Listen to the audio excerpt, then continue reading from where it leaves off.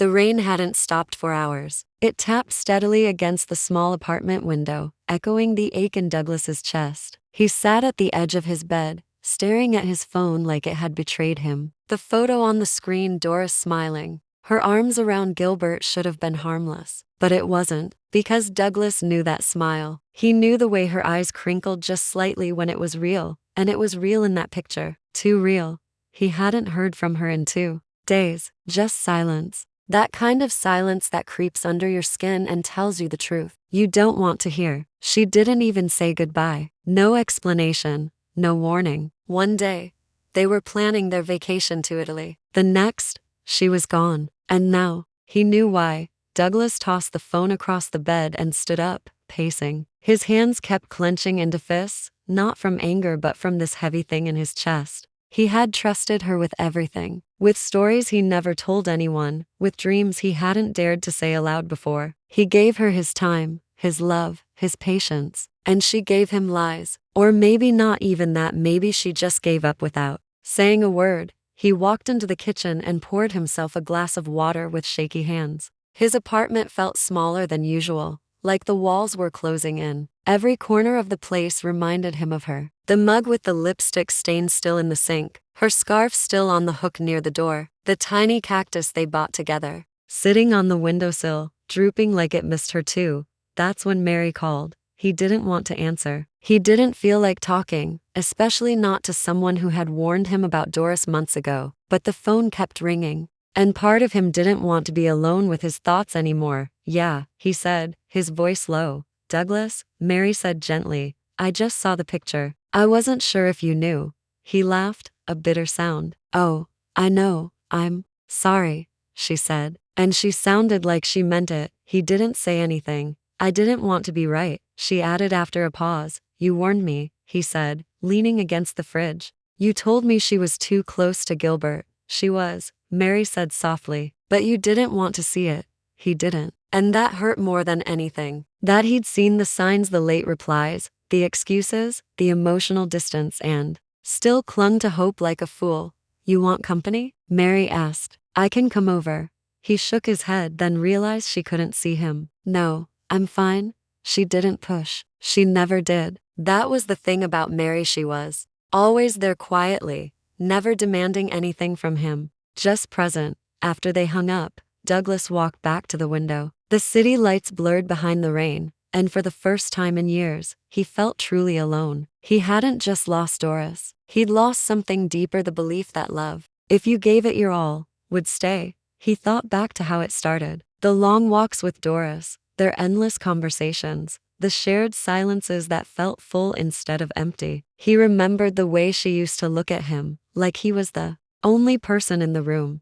But somewhere along the way, that look shifted. And now she looked at Gilbert like that. He couldn't even hate Gilbert. The guy wasn't evil. Just there when Douglas wasn't. There when Doris needed something Douglas didn't know she needed. But that didn't make it easier. It made it worse, because it meant this wasn't some impulsive mistake. They chose each other, quietly, slowly, deliberately, and in choosing each other, they left him behind. 2 days passed, and Douglas still hadn't left the apartment. The walls were beginning to smell stale, like closed-off air and old memories. He sat on the couch in the same hoodie, his mind circling the same thoughts over and over. Doris chose Gilbert. She didn't just slip away, she turned her back and never looked back. His phone buzzed again. It was Mary.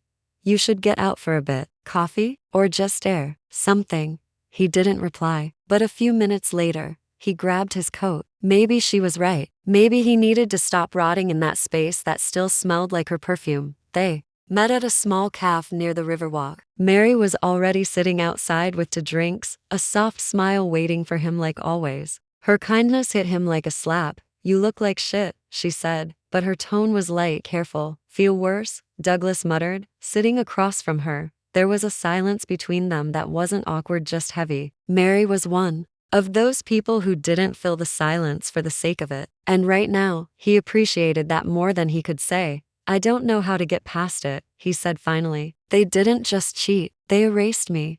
Mary nodded slowly. "You gave her all of you, and she handed you back nothing." He looked at her, surprised by the sharpness of her words. "I've been where you are," she said, folding her hands around her cup. My ex, same story. He left me for someone who knew how to flirt better, talk prettier, said I was too quiet to keep him interested. That's bullshit, Douglas said without thinking. She smiled. I know. But when you've been discarded like that, it makes you question everything. Your worth, your memory of the relationship, whether any of it was real. He nodded slowly. That was exactly it. It wasn't just that Doris left, it was that now everything felt like a lie. Every I love you, every morning kiss, every fight they said they'd work through. What did any of it mean if she could toss it all for someone else? He looked out at the river. I keep wondering what they said about me when they were together, when they decided it was okay to do this. Mary looked down at her cup. They probably told themselves you'd be fine, that you'd understand someday. People like that always rewrite the story to make themselves feel better. Douglas clenched his jaw. He pictured Gilbert friendly, warm, always helpful. The kind of guy who never made waves. And yet somehow, he'd taken everything. Not with force, not even with lies, but with softness, with patience, with timing. And Doris? She didn't even try to explain herself. He exhaled sharply. I should hate them, but I just feel empty.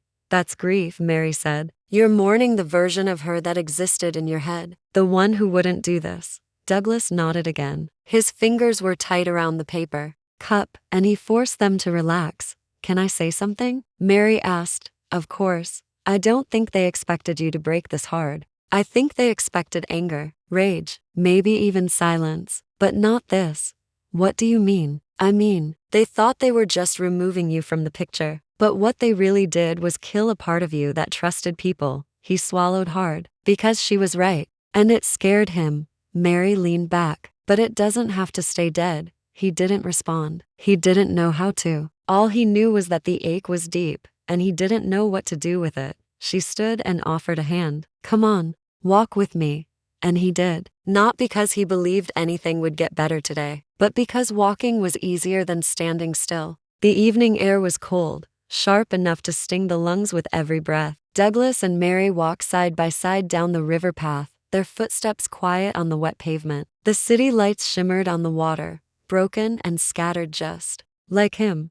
I keep replaying the last time we were together, Douglas said after a long silence. Doris and I, we were watching that dumb crime show she liked. She was leaning on me, laughing. Nothing felt wrong, not one single sign. Mary glanced at him. That's how betrayal works. It doesn't come with sirens. He looked down at the ground as they walked. I used to think love meant safety. Like if someone loved you, they'd protect you. They'd guard your heart like it was theirs. That's not love, Douglas. That's loyalty. And not everyone who loves you is loyal. Those words hit him harder than he expected. They made too much sense. Doris said once she felt like I didn't see her anymore. He murmured, almost to himself. Like I was just going through the motions. Maybe I was. Mary stopped walking. He turned to face her. Let me ask you something, she said, her voice firmer now. Did you stop seeing her? Or did she stop being someone worth seeing? He blinked. What are you trying to say? I'm saying maybe she stopped showing up in ways that mattered. Maybe she stopped opening up. Maybe she started looking elsewhere before you ever realized it. He looked away, jaw tight. Then why didn't she just say that? Why didn't she talk to me? Mary stepped closer, lowering her voice. Because people like Doris don't want to fix things. They want out, but they want to look innocent while walking away. It was a harsh truth, but Douglas didn't flinch. Because deep down, he already knew it.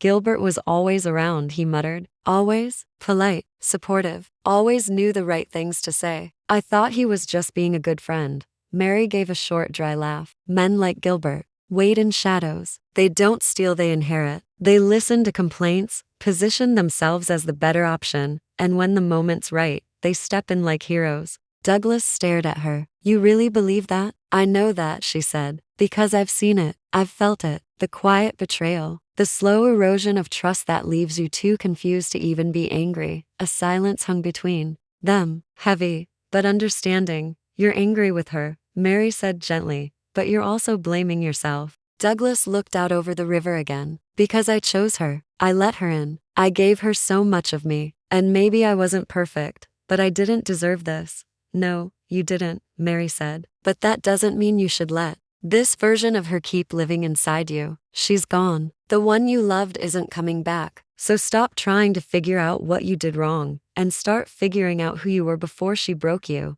They continued walking, and something shifted inside Douglas just slightly. Like a small crack letting in the first bit of light after a long night, they reached the end of the river path, and Mary stopped. Want to get a drink? He hesitated, not because he didn't want to, but because the guilt of moving forward even in the smallest way felt like betrayal to his pain. But he nodded. Yeah, okay. They found a quiet bar, warm and dimly lit, tucked between two storefronts. Mary ordered whiskey neat. Douglas got the same. They sat in silence at first, letting the warmth of the drink melt into them. I never thought she'd be the one to do this to me, he said quietly.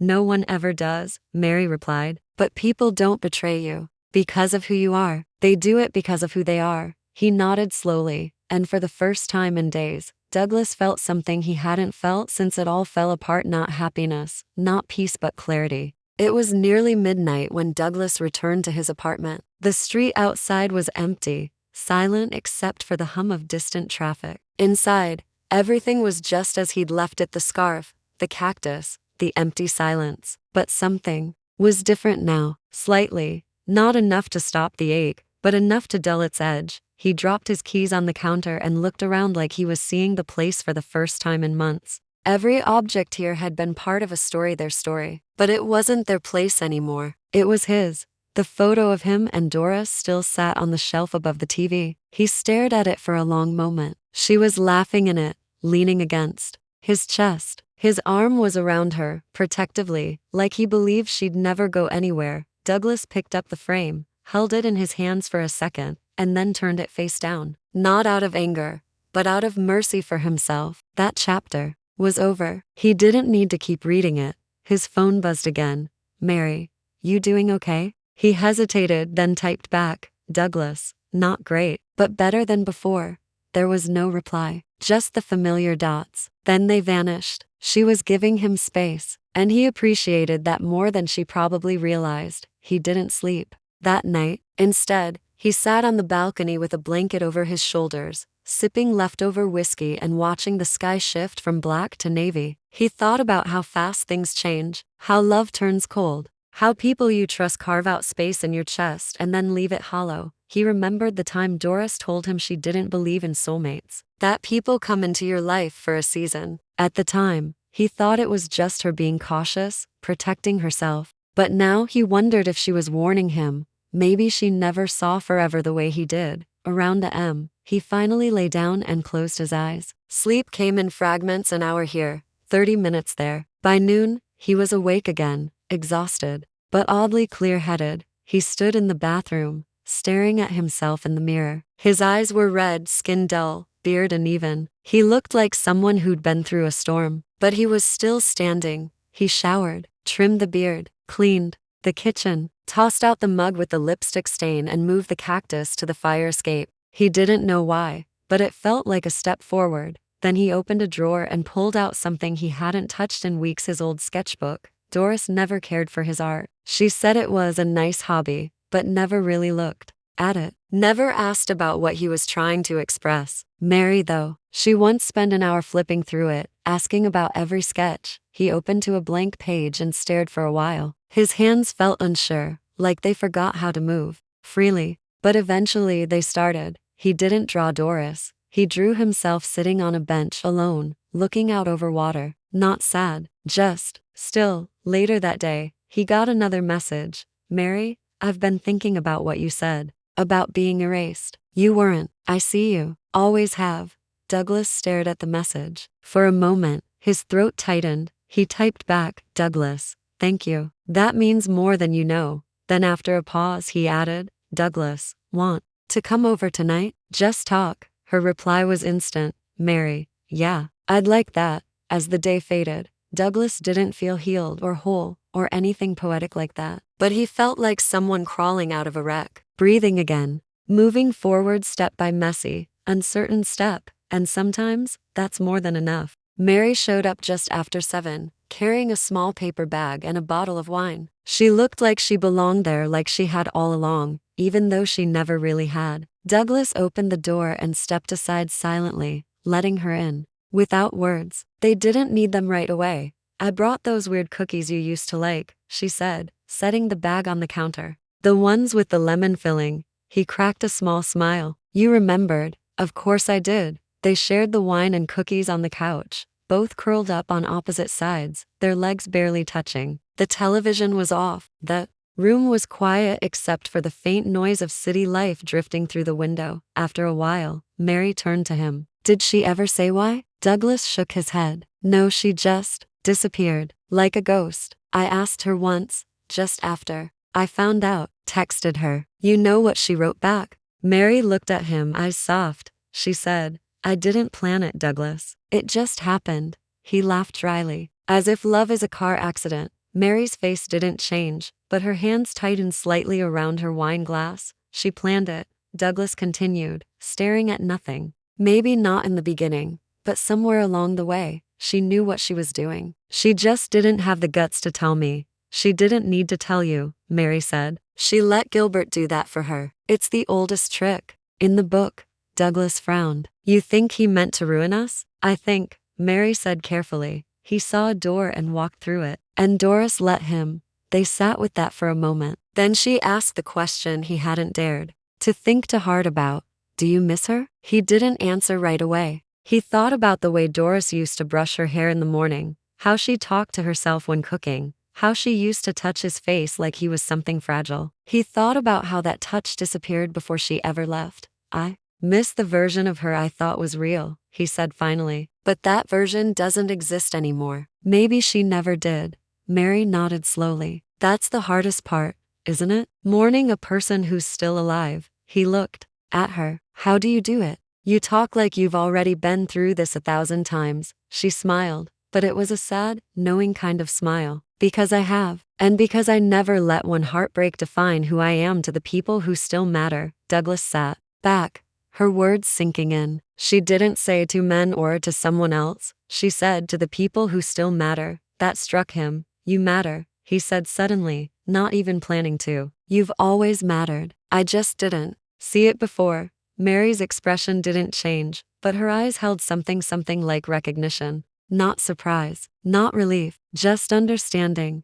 I wasn't waiting, she said softly. Not for you, not for anyone. I was just here. And if that meant being the one you leaned on while she broke you, I was willing to be that. Not because I wanted something from you, but because I knew you deserved better than silence. Douglas swallowed hard. His chest felt tight again. But this time, it wasn't pain. It was something else, something warmer. He moved a little closer, his shoulder brushing hers. I don't know what's next, he admitted. You don't have to, she replied. You just have to be done walking backward. He looked at her, really looked at her, and saw a steadiness that he had missed before. Not because it wasn't there, but because he had been too wrapped in his own blind hope. They sat in silence. Again, but this time it wasn't heavy. It was peaceful, comforting, and when she reached for his hand, he didn't pull away. The next morning, Douglas woke up before the sun. Mary had fallen asleep on the couch, curled under the same blanket he'd sat with during his long nights of silence. He stood in the kitchen, watching her from a distance, her presence strangely calming. She didn't feel like a guest, she felt like a pause in the storm. He made coffee, quietly. The smell filled the apartment, mixing with that early morning stillness. When he handed her a mug, her eyes fluttered open, and she offered a lazy smile. You made the good kind, she murmured. Figured you earned it, he said. She took a slow sip, wrapping her hands around the cup. You slept? A little, he said. No dreams, which is a win. Mary nodded. Silence is a strange kind of healing, isn't it? Douglas sat across from her. Yeah, I think I got used to the noise, fighting to hold on to something that wasn't there anymore. They drank in silence for a while. Then he asked, do you ever think people don't really change? They just reveal who they always were. Mary looked up, thoughtful. I think people change, but sometimes when the mask slips, that's not change, that's truth. Doris didn't become someone else. She just stopped pretending to be yours. He winced a little, but appreciated the honesty. You're not wrong. She looked at him over the rim of her mug. So, what now? Douglas shrugged. I don't know. I don't think I'm ready for anything big. Not yet. But I'm tired of living like I broke something I can't fix. You didn't break anything, Douglas, she said firmly. You were the thing she didn't deserve. He stared at her for a long moment, and she didn't flinch under it. She just sipped her coffee like she'd said something as obvious as the weather. I want to draw again, he said suddenly. Not for anyone. Not to show off. Just for me. Mary smiled softly. That's good. You should. And I think I want to sell the couch. That made her laugh, a real laugh. What did the couch do to you? It's where she told me she loved me the first time, he said with a shrug. It feels like it belongs to another life. Mary nodded. Fair enough. Burn it if you want. Tempting. They sat together until the light changed in the room, the city coming alive beyond the window. Something had shifted, not dramatically, not with fireworks or grand gestures, just a quiet turning of the page. Later, Mary stood to leave. I've got to get to work, she said, reaching for her coat. But if you need anything, he stood, hands in his pockets. I know. She looked at him for a long second. And Douglas? Yeah.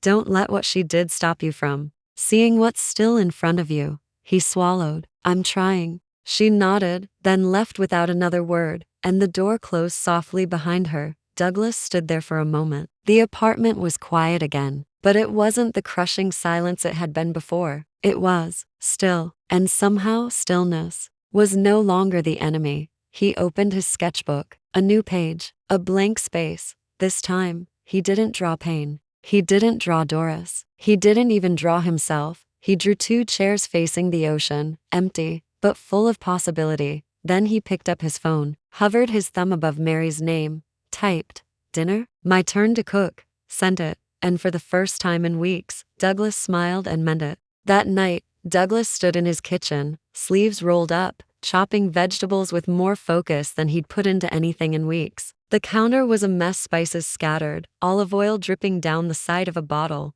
garlic peels clinging to his fingers, but he didn't care. It felt good, simple, real. He didn't know why he was nervous. It wasn't a date, not officially, but it wasn't not one either. When the buzzer rang, he wiped his hands on a towel and pressed the intercom. Yeah, it's me. I brought dessert. Good. I forgot dessert. She laughed through the speaker. I'm not surprised. Mary stepped in a minute later, wearing a loose jacket and carrying a small box tied with string. Tiramisu. From that Italian place you like. You remembered. I remember everything. He took the box and set it on the counter. You look nice, he said, suddenly feeling awkward for saying it out loud. So do you. Except your apron's on backwards. He glanced down. Damn it. She stepped forward, spun it around for him, and adjusted the tie behind his neck. Her hands brushed his skin lightly, and for a second, everything went still. Just her breath, her fingers, his heartbeat kicking up. There, she said, stepping back. Now you're officially domestic. They ate at the small table by the window, candlelight flickering against the glass. Douglas had made something with pasta and roasted tomatoes that was somehow edible. Mary didn't complain, not even once. They talked about stupid things at first. Work, a viral video she'd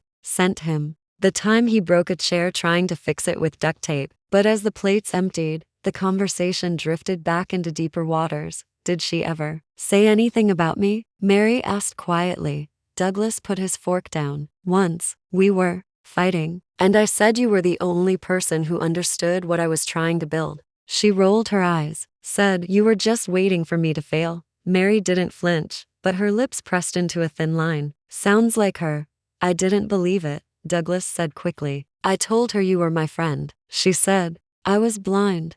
Mary met his eyes. Were you? He didn't answer right away. I think I was just afraid to see what was in front of me. Not just with her, with everything. I didn't want to admit she stopped loving me, and I didn't want to admit you might have cared more than she ever did. Mary looked away, her expression unreadable. Douglas leaned forward. I'm sorry if I ever made you feel invisible. You didn't make me feel invisible, Douglas, she said softly. You just didn't know you were looking at someone who would never leave. His throat tightened. You never asked me for anything. Because I didn't want to be a consolation prize. You're not. That made her stop. Look at him again.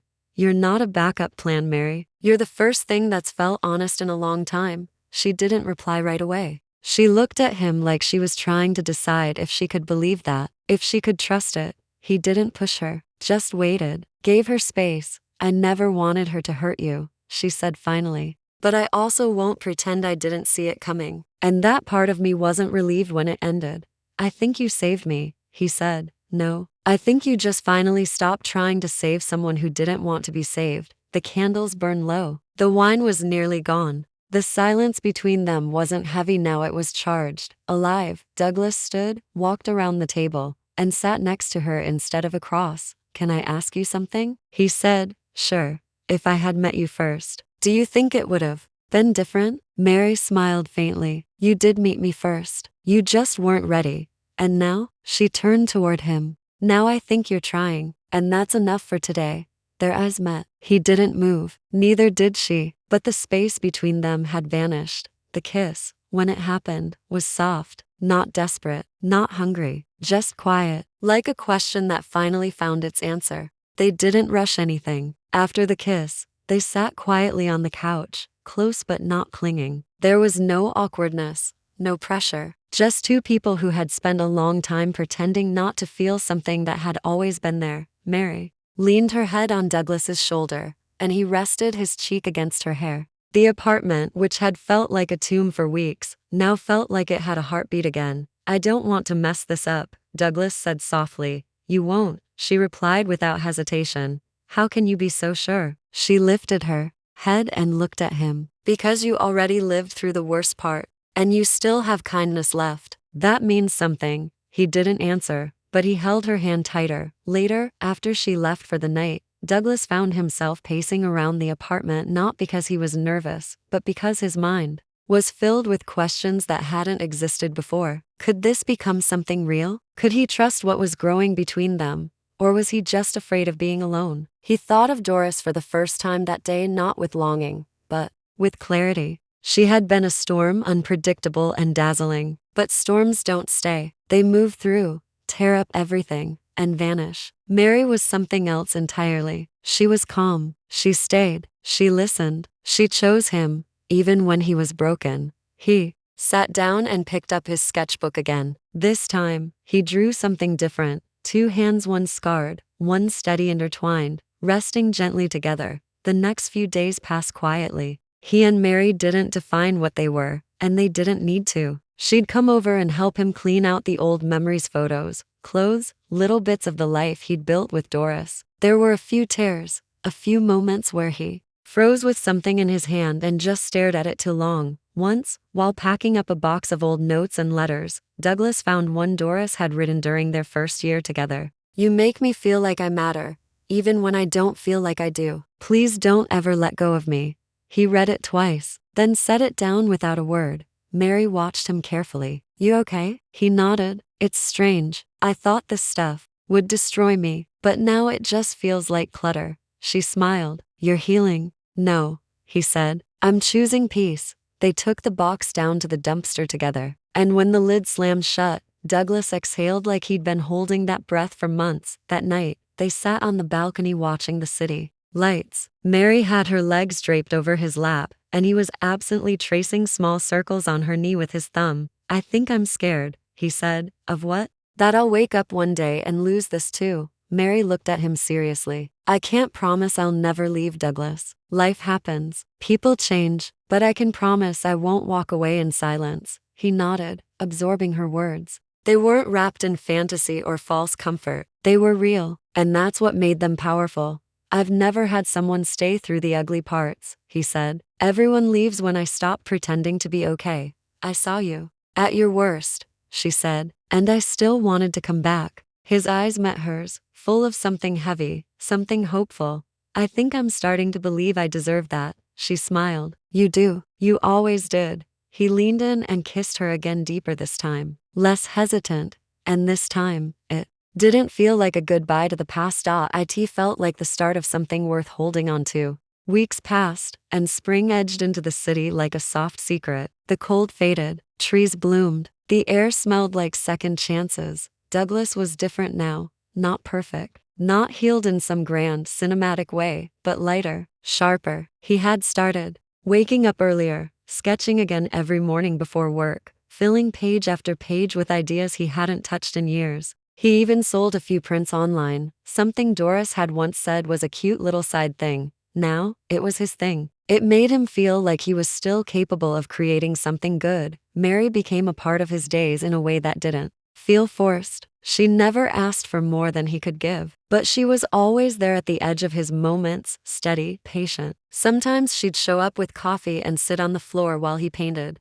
Other times, they'd do nothing at all, just be near each other. He never once questioned if she was pretending. Then, one Saturday afternoon, everything shifted again. They were in a bookstore, the kind of quiet place that smelled like paper and wood polish. Mary was browsing the poetry section while Douglas thumbed through a worn copy of a graphic novel. He glanced up and saw her smile. That's when Doris walked in. It hit him like cold water down the spine, unexpected, jarring, familiar in a way that now felt distant. She hadn't changed much. Still dressed like she belonged in expensive rooms. Still walking like everyone owed her space. She froze when she saw him, and then her eyes shifted to Mary, standing beside him, his hand resting lightly on her back. "Douglas," she said, almost like a reflex. "Doris." A beat of silence. "You look good," she offered, though her voice sounded unsure. "I am," he said, not out of pride, just truth. Her eyes moved to Mary again. She opened her mouth like she was going to say something, then thought better of it. "I didn't expect to see you," she added. "Well," he said, "I live here." She nodded, fumbling for grace. "I heard you and Gilbert." "I don't want to talk about him," Douglas interrupted, voice even but firm. She blinked. "Right, of course." There was another pause, and then Doris gave him a tight smile. "I just wanted to say, I didn't mean to hurt you." Douglas stared at her. Once, those words would have opened the floodgates, but now, they didn't even stir him. "I know," he said. "But you did." She nodded. "I just thought maybe someday." "There's no someday," Douglas said. "Not for us." He turned slightly, not to dismiss her but to make it clear that this part of his story was closed. Doris hesitated, then finally gave a small, stiff nod and walked away. Mary didn't say anything until they were outside. "You okay?" she asked, slipping her hand into his. Douglas exhaled slowly, then smiled at her. "Yeah, I really am." He looked back toward the bookstore, then at her. "I think that was the last piece I was holding on to." Mary squeezed his hand. "Then let's leave it there." They walked down the street, the noise of the city humming around them, the past finally behind. As they turned the corner, Douglas realized something simple but undeniable. He wasn't a victim of someone else's choice anymore. He had made his own. He had chosen peace. He had chosen healing. He had chosen Mary. And this time, they chose each other. And no one got left behind. The end.